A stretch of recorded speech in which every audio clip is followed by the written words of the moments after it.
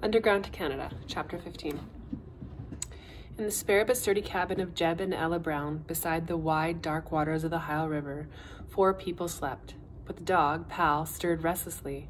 His black nose pressed against the door, sniffed a people scent which was growing stronger. He rose and paced nervously to the bed of his master, where he tugged at Jeb's sleeve. Jeb woke instantly. He'd trained himself for this, and he'd trained Pal. "Ella," he said softly, nudging his wife, who slept beside him, "there's trouble comin'." Ella rose at once. She made no sound, nor did she light her candle. The room was dark, for the shades was still drawn, but she made her way quickly to the secret door and tiptoed to the mats where Julie and Liza slept. "Julie, Liza!" She shook them gently. The girls sat up, alarmed and dizzy with trying to remember where they were. Ella calmed them with a steady hand and on both of theirs. "Pal smells people coming," she whispered. "It could be slave hunters." Julie felt cold fear creeping over her, making her body stiff and almost immobile. "Lord, help us again," she breathed. "They ain't gonna catch us now, when we've reached the Ohio River." Liza's whisper was fierce and determined. "We'll hide or run or even swim across the river, Julie." Liza's look was one of bitter hatred. "Listen to me." Ella Brown's voice remained calm and steady. She walked to the center of the dark and jerked at something swaying against the wall. A rope ladder fell down, leading up to the window in the roof. "Roll up your mats and push them in the corner," she continued, giving her instructions in the same calm voice. "Take everything that belongs to you and climb up this ladder. Pull it up after you, then close the window and lay flat on the roof. Nobody's been caught up there yet." She left the room. The girls did exactly as they were told. Liza climbed up first because she needed Julie behind her to steady her. The roof was almost flat. They would have no problem pressing against it, nor would they have any trouble hearing every sound inside the house. People were arriving on horseback, and Pal began barking wildly. A voice boomed out of the darkness. "Jeb Brown. Jeb Brown, you tie up that dog in there or I'll blow his head off. This is Sheriff Starkey and a friend. We've got a warrant and we aim to come in." The girls shivered. They clung together and moved further away from the window. Pal stopped barking and began to whine. The front door squeaked open. "You free slave stealers in there, light some candles or a lantern. You want us to break our necks in that black hole?" It was a booming voice of Sheriff Starkey. Eventually the candles were lit. Liza and Julie couldn't see them. The voice boomed on. "My friend here," he shouted, "has come all the way from Vicksburg, Mississippi, hunting for a black slave who ran away from the Riley plantation. They're worth $500 apiece. That's a good amount, and we're aiming to catch them alive. Sit down, Sheriff." The girls could hear Jeb's voice, low and unhurried. "Do you want Ella to fix you something hot to drink?" There was no answer, just a shuffling and a scraping noise as if furniture were being pushed over and shoved around. "If they're in here, we're gonna find them," the sheriff was still shouting. "People say you got something to do with the Underground Railway, Jeb. You just drop those slaves into the ground and nobody ever sees them again." There was still no answer from Jeb or Ella. Pal continued to whine softly. The scuffling noise continued. Julie wondered if they might be pulling up the floorboards to find the Underground Railway train. What could she and Liza do against 2 strong men if they climb on the roof? Liza seemed to read her mind. "If they climb onto the roof, we'll jump," she said. "We'll run to the river and hunt for Jeb's boat." Julie agreed. At last it was quieter in the house below. The talk was low and the girls couldn't hear the words. Now and then there were hammering sounds as if some one of the slave catchers might be trying to pound through the door. Julie hoped she wouldn't get dizzy or sick. She closed her eyes tightly, trying to shut out all the threats and the pounding.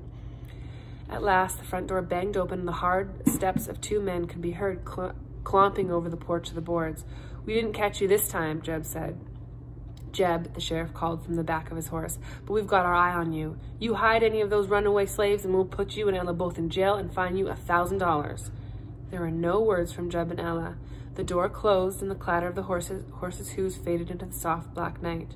Julia and Liza climbed slowly down the ladder and back into the dark, secret room. Ella was already there. She drew the girls close to her. "That sheriff," she murmured, "is a mean man. He's gone now, but he'll be back." "Liza and I got to leave now," Julie said. She stood tall beside the other 2. "We can hide better in the fields." Liza started to speak, then suddenly fell lifeless to the floor. She lay twitching and limp like a wilted plant whose stem had lost all means of sustenance. Julie bent down and shook her frantically. "You can't just fade away from me now," Julie began desperately. "I need you, Liza. I can carry you." Frail, bent Liza lifted her head. Her fiery black eyes seemed separated from the fragile body around them. I'm coming, Julie said fiercely. I'm just resting and I need a drink of Ella's hot soup. Ella brought the warm broth immediately and held it to Liza's lips. It seemed to revive her, and she slowly stood up on her feet. You need a good rest, child, Ella's voice filled with concern. But it won't do to keep you longer. That sheriff is coming back again tonight, and I feel it in my bones. Julie shivered. Ella went on. Jeb figures to get you across the Ohio River tonight. Listen now. He's calling to see if he gets an answer from the other side. The girls listened. The eerie tremolo call of the hoot owl drifted through the open window in the roof. There was a pause, and then it came back again. They waited. 3 answering calls followed, faint but clear sounds like a faraway echo. Ella was excited. That hoot owl calls is the river signal. It's lucky somebody's there tonight on the other side. She moved quickly, gathering up the rope, then slipped through the secret door and untying Pal, who was whimpering in the dark corner. You follow Pal and me to the river, Ella whispered to the girls. Jeb's gonna row you across. At the river's edge, Jeb was waiting in a small rowboat. It bobbed up and down on the ink-black water. Julie searched for the opposite shore, but there was no end to the blackness. How would Jeb know where to go? Where would he steer in the small, bouncing skiff? Jeb held the boat steadily against the shore as the girls climbed in. Julie steadied Liza and gave her the nearest seat. No one talked. There was just the sniffing sound of the Pal and splashing of the moving water. Jeb slipped onto the seat where the oars were anchored. He leaned towards Julie and Liza and spoke softly. Lean down, hold on to the sides, and don't make no sound. He shoved the boat into the water and waved goodbye. Ella and Jeb Brown are my friends forever, Julie thought. Jeb's oars dipped noisily into the black water. He gave mighty pulls with his strong arms. The boat must not flow from the current. The boat must not flow with the current. It must cut across it. Julie and Liza strained to help him. 3 tremolo calls of the hoot owl thrilled the air. Jeb answered with a similar call, then turned the boat slightly upstream, responding to the river signal. For Julie and Liza, the river held mystery and terror. They couldn't swim. There had never been time or a place to learn. They had never floated over a river in a boat before. Julie felt the lapping water hit her hand. Sprays of the water spun across her face. Finally, the dim black outline of a shore appeared. A silent figure waved from the bank. Jeb threw him a rope and boat was pulled silently ashore. The man tugged at the rope as was White. The girls noticed this at once. There was no greeting between the 2 men, just nods of recognition. But Jeb did grasp Julie's hand, and then Liza's. He didn't need to speak. The grasp was strong with warmth and courage. These helping hands and the rails and the engines of the Underground Railroad, Julie thought to herself, all the way from Mississippi to Canada, they is pulling and working and making and helping chains. There is some good people across the land. The girls were led quickly to a horse-drawn cart. A large drawer pulled out beneath it, and they were tucked inside. The drawer closed. There wasn't room to move around, but there were warm, fresh-smelling blankets to lie upon. Well, now, I feel like I is really on a railway underground, Liza said quietly. There wasn't a silver of light in any direction.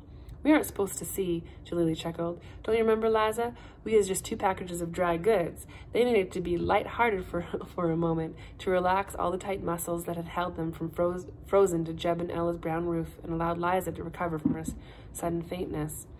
The snug little drawer began jolting back and forth with the trotting of a horse, and Julie wanted to sing. Instead, she thought the song inside her head, the way she had done long ago in the cabin of Massa Henson's farm. When Israel was in Egypt's land, let my people go. Oppressed so hard they could not stand, let my people go.